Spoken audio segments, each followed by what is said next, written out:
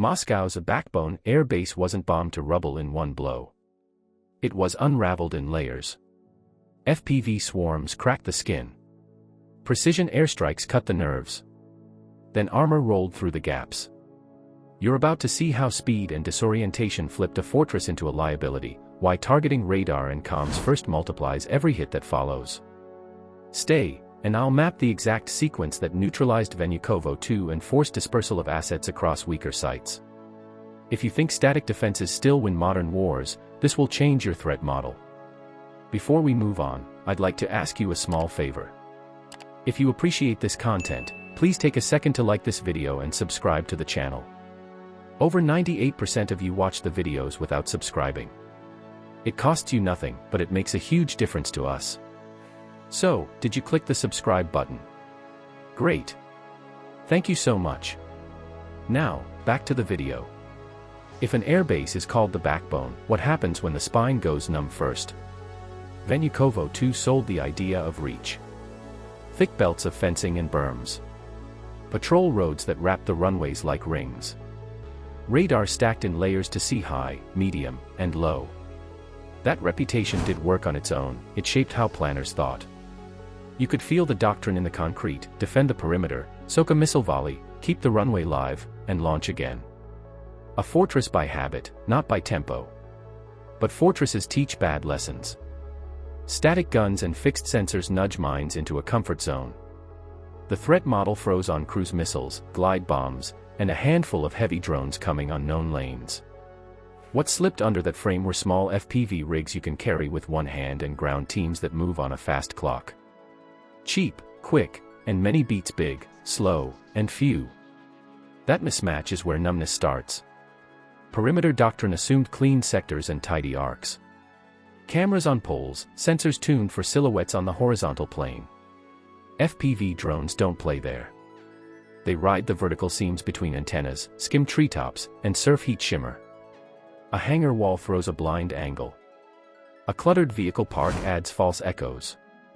The map of coverage looks good in a briefing, but the air just above the grass is full of holes. Those holes became lanes. Electronic warfare came and built to crush strong, steady emitters.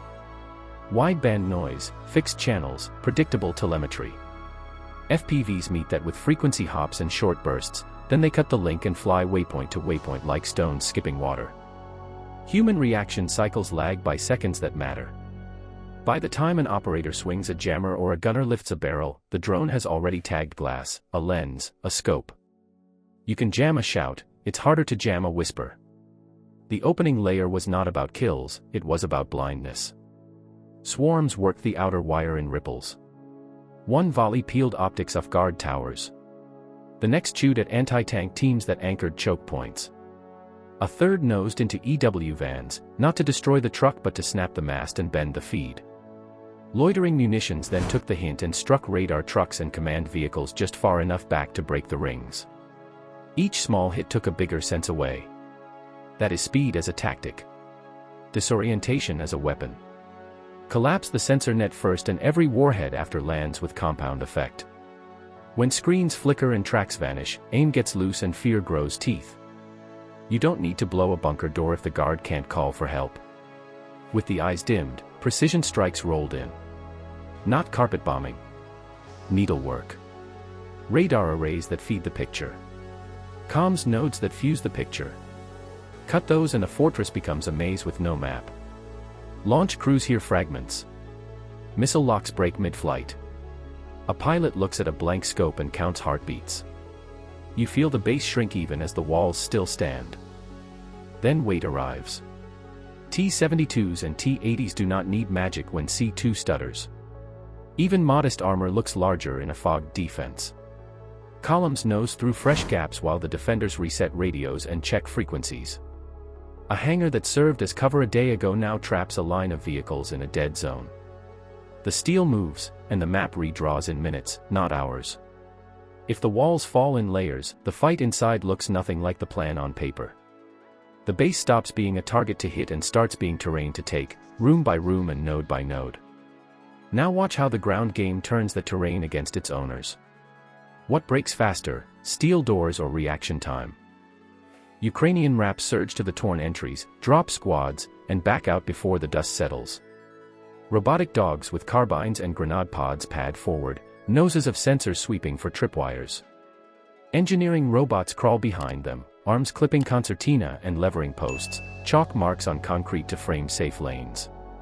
Above, FPVs float like angry bees, feeding eyes to operators who draw the next move in real time.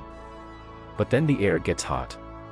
Russian Ka-52s rake the approaches with rockets, and manpads team snapshots at dark shapes over the fence line. Electronic warfare slams the spectrum with heavy bursts, cutting drone links for seconds at a time. Each lost feed forces a pivot. But every jammed channel spawns two workarounds: frequency hops, preset waypoints, short bursts of control.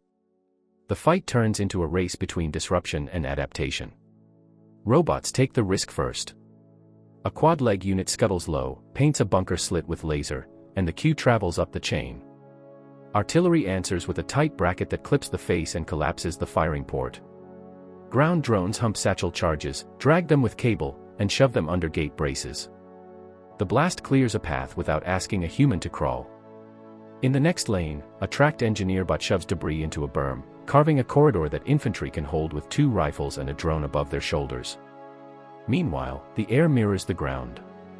Precision munitions rip at radar towers and antenna fields, not as spectacle, but as surgery that scrubs the picture from the sky. Loitering munitions orbit, pounce on a radio call, and force heads down. Helos duck behind tree lines, manpads teams shift hides and wait. The sky becomes a strobe, on, and in the off moments the breach breathes. Inside, armor duels and clutter. T-80s edge along hangars, barrels pressed to corners, smoke blooming to break lines of sight. Drones slip through broken windows, roll their feeds, and hand off angles. An infantry pair moves on the far side of a tank, clears a room, and slaps a mark on the door for the next squad. The tank becomes a moving wall, the drone becomes the third eye, the rifle team makes the call. Tempo belongs to whoever decides faster. The base is no longer a runway. It's a puzzle of bays, sheds, and stairwells. Machines set the rhythm so humans can pick targets, commit, and shift. A robot stalls on shrapnel, another takes its lane and keeps the line alive. An operator loses a feed, switches to a backup bird, and the picture returns before the squad hits the corner. Speed comes in seconds, not miles per hour. Then the logistics bleed. Fuel yards pop and run in sheets, thick smoke veils the taxiways, and with a few clean hits the runway craters end any quick scramble. Command nodes try to reroute through backup nets that lag and clip. Orders arrive late. Some never land. A Hello crew sprints, then waits for clearance that stays silent. The mini payoff hits when the command bunker takes a direct strike.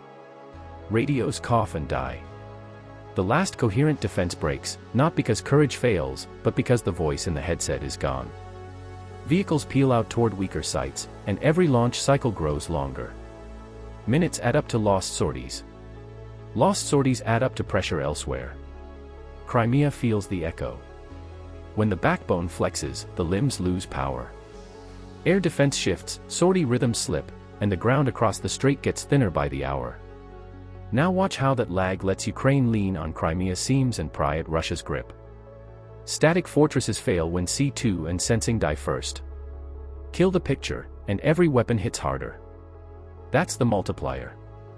Speed, timing, and stacked effects turn a hard shell into soft ground. The lesson is simple. Synchronize fires. Blind the net. Break the voice. Then move. You steal tempo and force dispersion, and the ripple reaches Crimea. Comment your choice below. If you had to harden one layer today, would you invest in mobile C2, counter FPV nets, or rapid dispersion doctrine? If you want more breakdowns like this, subscribe. Subscribe and join a community that seeks to understand the realities of modern conflict.